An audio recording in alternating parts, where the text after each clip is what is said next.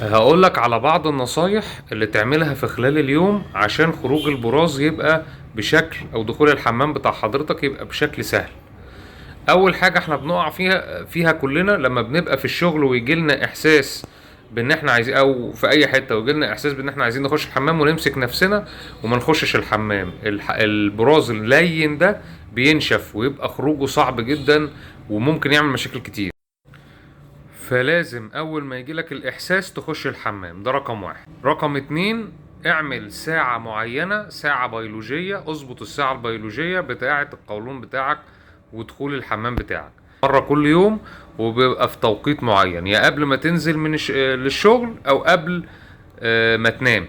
يعني اعمل الحكاية دي على حسب وقتك انت، وحتى الاطفال لازم نعمل لهم كده برضو، يبقى ليك ساعة معينة يا حبيبي تخش فيها الحمام.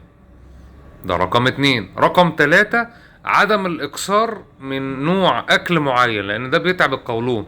يعني انت لو حضرتك فضلت على طول بتاكل خضار قولونك هيتعب، لو فضلت على طول بتاكل بيض قولونك هيتعب، لو فضلت على طول بتاكل لحمة قولونك هيتعب. لازم تنوع في الاكل. خد بالك ان انت لو عندك مشاكل في الكبد او الكبد كسلان هيحصل لك امساك، وامساك مزمن، وساعتها لازم برضو تكشف وتعمل فحوصاتك وتشوف الدنيا فيها ايه. خد بالك ان سوء الهضم ممكن يعمل امساك، فانت ممكن ما تكونش محتاج ملينات، تكون محتاج حاجات فيها مهضمات طبيعية، زي الدايجست ايزي اللي اتكلمنا عليه قبل كده، زي الدايجستين، الدايجستوزيم.